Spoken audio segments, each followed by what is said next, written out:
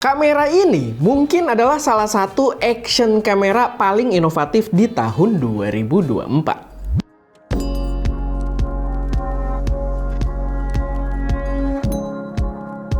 Halo semuanya, selamat datang ke channel SM Media dengan gue Erwin, dan pada video kali ini gue pengen bahas DJI Osmo Action 5 Pro. Sebuah action cam terbarunya DJI yang menurut gue ini terbilang worth it banget buat kalian pertimbangkan. Tapi sebelumnya, sorry banget karena kita belum bisa ngetes si action cam ini bener-bener dipakai kayak action cam. Karena kita belakangan emang lagi di studio terus dan kita sangat luar biasa sibuk. Jadi ya kita bahas yang seadanya dulu, tapi tetap gue berharap video ini tetap bisa memberikan beberapa informasi yang mungkin bisa berguna juga untuk bahan pertimbangan kalian. Pertama, buat impression dulu, dia sebenarnya mirip banget sama generasi yang sebelumnya, Action 4. Tapi Action 4 gue nggak pakai, dan Action 3 juga gue nggak pakai. Gue salah satu yang waktu itu justru lebih ke GoPro gitu ya, sampai akhirnya keluar yang 5 Pro ini. Dan ternyata impressionnya juga lumayan oke. Kayak secara fisik, dia udah pasti kayak action cam sekarang. Dia bisa nyelam ke dalam air tanpa waterproof casing, walaupun kalian tetap punya opsinya juga ya buat pakai waterproof casing, tapi tanpa case-nya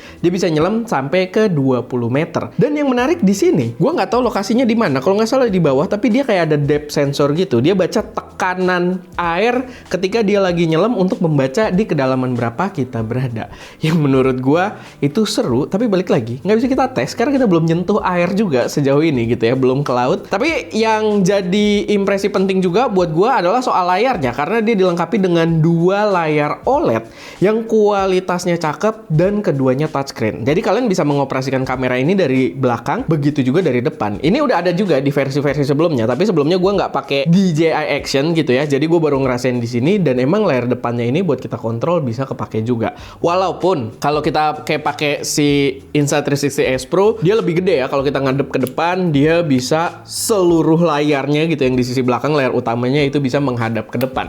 Tapi ini tetap much better dari sebuah GoPro yang layar depannya tidak bisa kita pakai untuk mengoperasikan kameranya, cuma buat preview doang.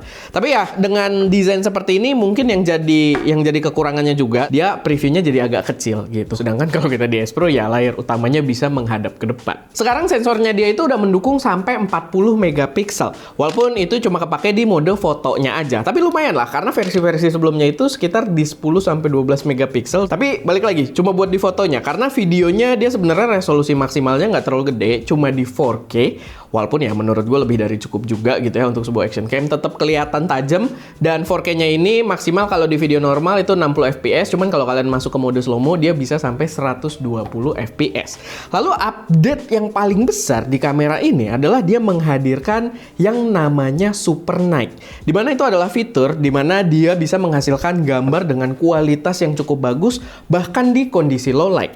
Jadi dia menerapkan hal yang sama yang dibawa oleh Insta360 S Pro di tahun lalu. Jadi S Pro ini udah duluan, dia memanfaatkan AI buat menghasilkan gambar low light yang baik, dan akhirnya hadir juga di DJI ini. Kita tes ketiga action cam ini, dan dari tiga-tiganya GoPro itu langsung tewas gitu ya. Bener-bener nggak bisa dibandingin sama sekali, gelap banget. Sedangkan kedua kamera ini bersaing dengan cukup ketat, dimana soal warna mungkin akan jadi preferensi masing-masing, karena gue ngeliat karakternya agak berbeda cara menghandle white balance dan lain sebagainya. Dan gue harus mention kalau si DJI ini untuk stabilisasinya terlihat lebih baik bahkan di kondisi low light gitu ya.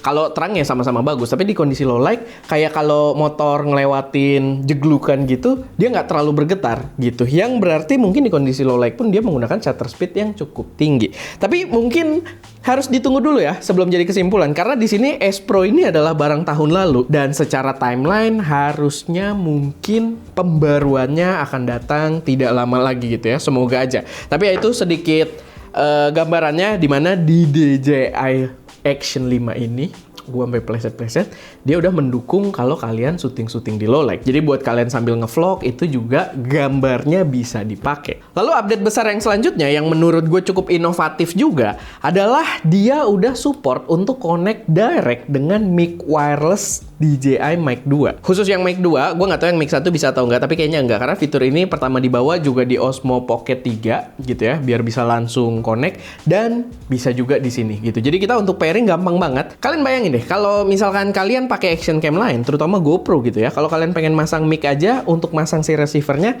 kalian butuh casing yang namanya media mode gitu ya. Connect-nya ke situ agak ribet, sedangkan di sini kita nggak perlu casing macem-macem, bahkan tidak perlu receiver juga.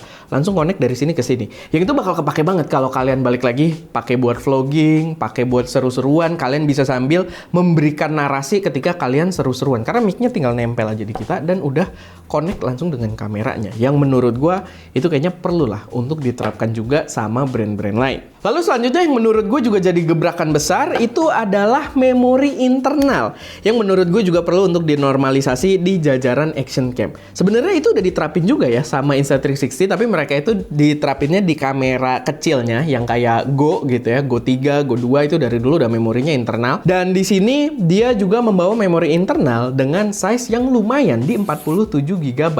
Sehingga kita nggak ada tuh cerita lupa bawa SD card jadi nggak bisa syuting. Karena dia bawa memori internal juga. Dan yang gue suka itu tidak membatasi gitu. Bukan jadi hal yang eksklusif harus pakai memori internalnya. Kita tetap bisa pakai micro SD. Dan kalau gue lihat dari websitenya dia support sampai micro SD yang sampai 1 TB.